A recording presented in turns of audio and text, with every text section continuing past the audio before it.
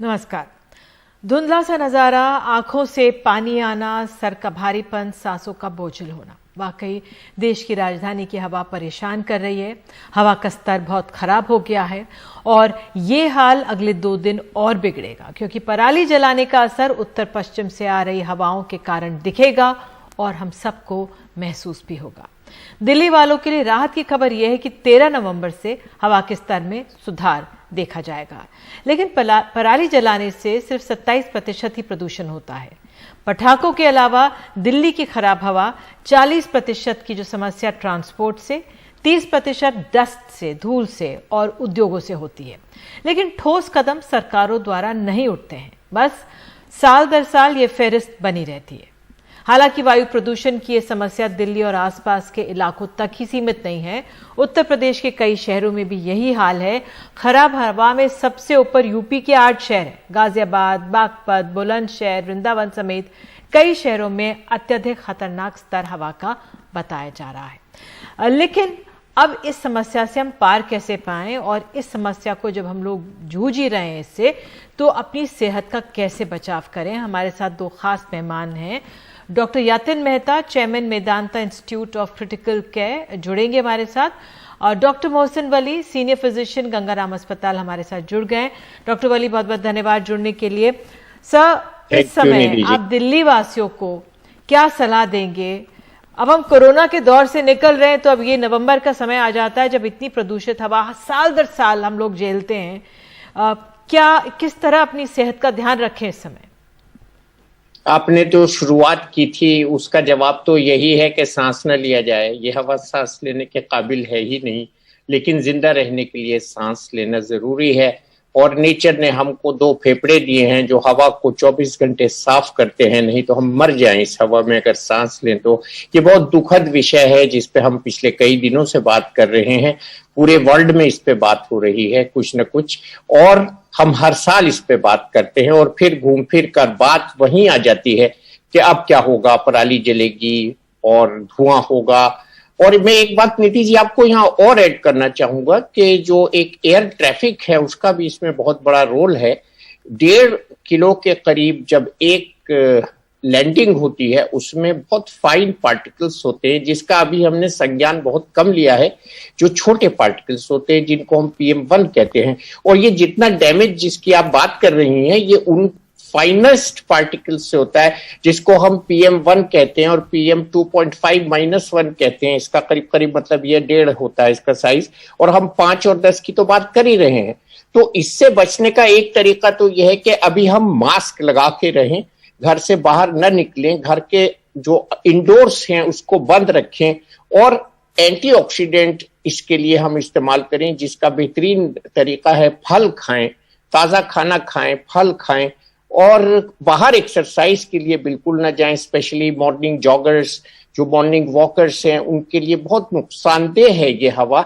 और हल्का व्यायाम अगर करना चाहें तो घर पे करें, और डीप ब्रीदिंग जो है वो कम से कम करें। तो बहुत हल्का व्यायाम करें, विगरस एक्सरसाइज ना करें, बाहर ना जाएं और मास्क लगाएं। इसके अलावा इससे बचने को कहा जाता है कि जब धूप निकल आए तब चले जाएं। तो आप, क्योंकि हमारे जो बुजुर्ग लोग हैं वो जाना चाहते हैं अपने वॉक के लिए, उनको आदत होती है, उनकी सेहत के लिए फायदेमंद होता है, तो ये कहा जाता है भाई धूप आ गई तब आप निकल जाएगा, लेकिन क्या वो ठीक है? आप क्या सलाह देंगे उन्हें?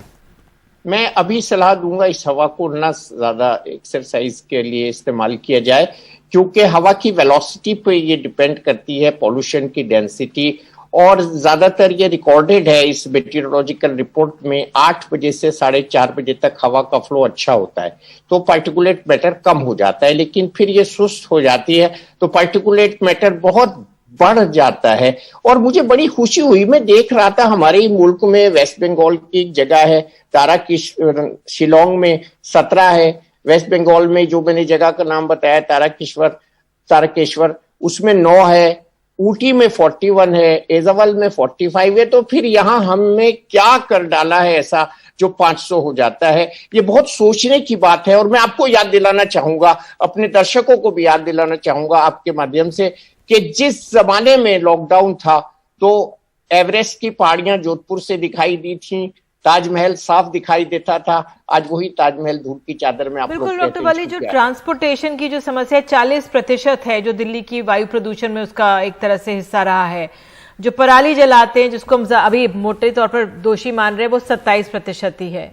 डस्ट है 30%, उसका वो है कंस्ट्रक्शन। अब हम देख रहे हैं कि सरकारें कार्यक्रम करती हैं, फोटो हो जाता है कि भाई छिड़काव हो रहा है, लेकिन कितना हो रहा है इस पे सख्ती नहीं होती। बहरहाल सरकारें अपना काम करती हैं नहीं करती हैं वो उन पर हम छोड़ते हैं, लेकिन हम इन जो आम नागरिक है वो क्या कर सकता है, ये अपने आप में एक बहुत बड़ा समस्या है जो आप डॉक्टर्स मदद कर सकते हैं।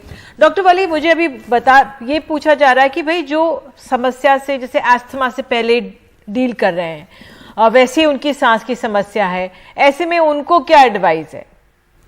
देखिए, बहुत से पेशेंट डिटेरोरेट कर जाते हैं एस्थमा के, ब्रोंकाइटिस के, एलर्जीज के, और जिनको अभी कोरोना हुआ है, एक बहुत बड़ी तादाद ये ऐड हो गई है इस साल और पिछले साल, तो उनको बहुत ज्यादा अपनी दवाओं को रेगुलर लेने की जरूरत है। इसके साथ साथ मैं ब्लड प्रेशर के मरीजों को भी इंक्लूड करूंगा, उनको भी अपनी दवाओं को बहुत रेगुलर लेने की जरूरत है। और बिल्कुल भी जहां भी सस्पिशन हो कि डस्ट पार्टिकल्स हैं या धुआं है, वहां बिल्कुल ना जाएं। स्मोकर्स से भी मैं रिक्वेस्ट करूंगा कि बहुत स्मोकिंग का बिल्कुल त्याग कर दें, क्यों आपके धुएं से जो हवा में जा रहा है दूसरे को नुकसान होगा। तीसरे, कंस्ट्रक्शन वगैरह जो आपने मेंशन किया है, गवर्नमेंट उस पर एक्शन ले रही है। चौथे, छिड़काव वगैरह से इतना इसमें फायदा नहीं होता। और कुछ हमने भी अभी इस पर विचार किया है, गवर्नमेंट ने विचार किया है कि PM1 और 2.5 को रिकैलिब्रेट करना है। मैं कुछ ऐसे लोगों को जानता हूँ। डॉक्टर वली, वो ऑड एंड इवन का दिन कब आएगा? वो ऑड एंड इवन के दिन फिर शायद आ गए, जब सरकार करती थी और उससे प्रदूषण कम होता था ट्रांसपोर्ट का, और सरकारें दावा करती थी कि पब्लिक ट्रांसपोर्ट बढ़ाया जाएगा, लेकिन कोरोना काल से हम लोग सब निकल ही रहे हैं।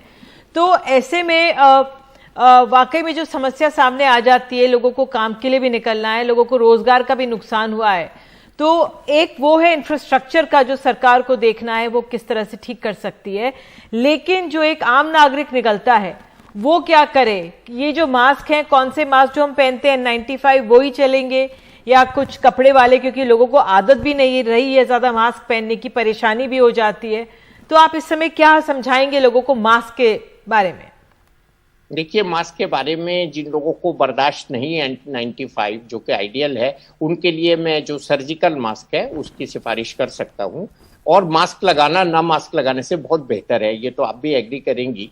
और दूसरे, जो हमको एक लीजर के तौर पे हम लोग बाहर निकल रहे हैं उसको प्रिवेंट कर सकते हैं, अनलेस, जिसको हम हिंदी में कहते हैं नितांत आवश्यक, जब तक ना हो तब तक ना निकलें। थोड़े दिन की बात है और इससे हम बच जाएंगे। देखिए, इस पॉल्यूशन से हमारी लाइफ कितनी कम हो जाती है इसका कोई स्टडी नहीं हुई है। ये हमको इंडिया में ये सब स्टडीज अब करनी पड़ेंगी और लोगों को बताना पड़ेगा कि ये एक स्टडी है सर जो कहती है 9 साढ़े 9 साल कम हो जाती है। 10 इयर्स बिल्कुल, तो वो तो है। हाँ। लेकिन उसका कैसे हम उससे, जैसे कि आपने कहा, जरूरी भी तो है ना घर को जाना, रोजी कमाना, लेकिन लीजर के लिए जो लोग जा रहे हैं उनको वो ना निकले तो बहुत कुछ काम हो जाएगा। और कुछ फंक्शंस अपने वो आगे पीछे कर लें तो कुछ काम हो जाएगा। सांस के बाद नाक की अपनी वॉशिंग थोड़ा बहुत कर लें तो कुछ काम हो जाएगा। और सबसे बड़ी बात तो ये है कि इसमें घर में रहना ही ज्यादा अच्छा है, unless, again I am coming to my point, कि जब तक ज्यादा से ज्यादा जरूरी ना हो। और ये एक बहुत बड़ा मुद्दा है और इसका समाधान जल्दी करना पड़ेगा। आंखों में पानी निकलना, नाक में भी जलन होना, या सर का भारीपन भी बहुत एक आम लोग बात कर रहे हैं कि हाँ ये महसूस हो रहा है, क्या ऐसे में करना चाहिए उन्हें? वॉशिंग ऑफ द आईज, घर से आने के मतलब घर आने के बाद अच्छे साफ पानी से, कुनकुने पानी से भी धो सकते हैं, अपनी आंखों को धो सकते हैं, कुल्ला कर सकते हैं, नाक में पानी दे सकते हैं। ये वो मेजर्स हैं जो कि डेस्परेट मेजर्स हैं जो हम कर सकते हैं। और हाथ धो सकते हैं, सफाई के बारे में जो हमने कोरोना के पीरियड में ध्यान की है वो सब कर सकते हैं। और इसमें कुछ लोग ये भी कहते हैं कि थोड़ा गुड़ का इस्तेमाल, जो लोग डायबिटिक नहीं है वो भी कर सकते हैं, ये मैं ऑफ द रिकॉर्ड बता रहा हूँ। लेकिन सबसे अच्छा है हाइजीन, और नाक को कवर करना, मुंह को कवर करना, मास्क लगाना। और ज्यादा एक्सरसाइज से बचना, क्योंकि कुछ ज्यादा एक्सरसाइज से बचना। आप बच्चों के संदर्भ में मैं पूछना चाह रही थी, लेकिन फिलहाल उससे पहले मुझे एक कू का क्वेश्चन जो हम लेते हैं कू ऐप से जुड़ा हुआ, तो सवाल यही कि दिल्ली हर साल क्यों जूझती है वायु प्रदूषण से, और इस पर हमारे वहां पे कू के एक जो दर्शक हैं, व्यूअर हैं, देखने वाले हैं, उन्होंने अरुण कुमार हैं, उन्होंने लिखा है दिल्ली हो या केंद्र सरकार, वायु प्रदूषण के नाम पर हवाई बातें करते रहते हैं। वाकई में ये अपने आप में लोग, आम नागरिक महसूस करता है कि सरकारें बातें बहुत करती हैं, विज्ञापन बहुत देती हैं, लेकिन वाकई ठोस जमीन पर कितना होता है, कितने बड़े पैमाने पर होता है, क्या एक दो फोटोज हैं वो दिख जाती है हमें, या वाकई जमीन पर कितना होता है। डॉक्टर वली, अब मेरा सवाल आपसे बच्चों के संदर्भ में पूछना चाहती हूँ। छोटे बच्चे हैं, बच्चे भी अब स्कूल हमारे शुरू हो गए हैं, बच्चे स्कूल जा रहे हैं, छोटे बच्चे उनको भी निकलना है, बाहर जाने खेलने लगे हैं आजकल, और उस लिहाज से बच्चों के अभिभावक हैं, माता पिता, उनको आप क्या कहेंगे, कैसे ध्यान रखें अपना? ये फिर मैं उसी बात पर आऊंगा कि अभी ऑप्शन है जितने दिन के हम ऑफलाइन या ऑनलाइन बच्चों को स्कूल भेज सकते हैं, तो अभी हमको थोड़ा सा इस पॉल्यूशन से निपटना है। मेरे ख्याल से 2 हफ्ते की थोड़ी सी तपस्या है ये, उसमें हम बच्चों को एक्सपोज न करें। सुबह सुबह मैं बहुत पहले देखता था कि बसों पे 6 बजे के करीब पेरेंट्स लेके बच्चों को स्टैंड्स पे खड़े होते थे, उसमें एक्सपोजर बहुत होता था। और इस वक्त खाली पोल्यूशन का मुद्दा नहीं है, और भी मुद्दे हैं जैसे कि आप करते रहते हैं, ये डेंगू परेशान कर रहा है, बच्चों को फुल कपड़े पहनाएं, और अगर कोई भी जरा सी भी प्रॉब्लम हो तो फौरन डॉक्टर को दिखाएं, और बच्चों को साफ सुथरा घर का खाना दें। डॉक्टर वली, कैसे आपको मरीज ज्यादा बढ़ रहे हैं, जरा बताइए, प्रदूषण से? क्योंकि हर साल लाखों लोगों की मृत्यु हो जाती है प्रदूषण के कारण हमारे देश में भी, लेकिन इस समय क्या स्थिति है अस्पतालों में? अस्पतालों में बहुत सारे मरीज हैं जिनको अस्थमा है, जिनको डायबिटीज है, हार्ट डिजीज है, खासतौर से रेस्पिरेटरी इलनेस है जिसको हम COPD कहते हैं, वो सब मरीज इस वक्त बहुत ज्यादा हॉस्पिटल में जा रहे हैं।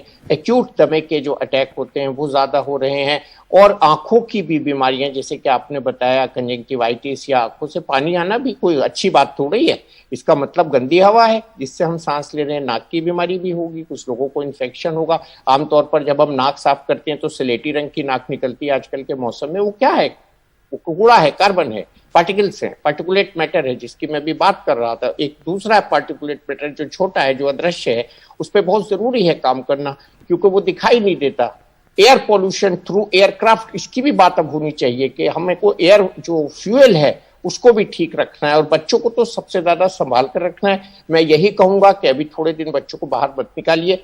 ये बात मेरी थोड़ी सी अच्छी नहीं लगेगी सभी अभिभावकों को, लेकिन उनके बच्चे हैं, उनको उनसे प्यार है, उनको आप बहुत संभाल के रखिए और उनको अच्छी हवा में रखिए। और हमारे पास जो एयर प्यूरिफायर है उसका भी कोई खास रोल नहीं है इसमें, तो साफ हवा, ह्यूमिडिफायर बेटर है सर, ह्यूमिडिफायर वो बेटर होगा उनके लिए जिन बच्चों को खुश्क हवा से नुकसान होता है, उनके लिए ह्यूमिडिफायर बहुत मुफीद है, मेडिकली एडवाइज्ड है। लेकिन घर की हवा को वेंटिलेशन के जरिए हम तभी साफ रख सकते हैं जब बाहर की हवा हमारे अंदर की हवा से अच्छी हो, जो कि नहीं है। सो इसलिए घर को अभी बंद ही रखें और अंदर अपनी हवा का ऐसा सर्कुलेशन रखें जिससे घुटन ना हो, और अच्छे मल्टीविटामिन वगैरह जो भी कुछ आप खाना चाहें, मैं उसके लिए बिल्कुल मना नहीं करूंगा। कुछ एंटीऑक्सीडेंट्स खाना चाहें, नेचुरल फूड खाना चाहें, फल खाना चाहें, जिनको डायबिटीज नहीं है वो फल और जूस प्लेंटी में ले सकते हैं, और स्ट्रेस न लें, स्ट्रेस न लें। स्ट्रेस तो आपने बहुत बड़ी बात कह दी, स्ट्रेस न लें, लेकिन पहले कोविड से निकले, फिर डेंगू, और फिर अब ये प्रदूषित हवा, और ऐसे में वाकई में ये जो डिप्रेशन या स्ट्रेस है ये एक बहुत बड़ी समस्या बनकर सामने आई है, और इससे हम सबको पार पाना है। और इसलिए ये कार्यक्रम हम सब कर रहे हैं कि कुछ छोटी छोटी समस्याओं से लोग जूझ रहे हैं, लेकिन इस समय बहुत ज़रूरी हो तभी बाहर निकलें, मास्क ज़रूर पहन के रखें, और इस समय से हमें निकलना ही है आगे।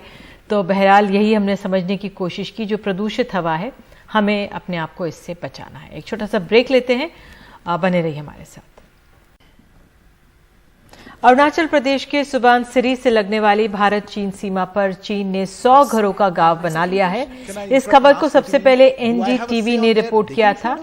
अब इस निर्माण का जिक्र अमेरिका रक्षा विभाग की रिपोर्ट में आने के बाद विदेश मंत्रालय ने भी प्रतिक्रिया दी है।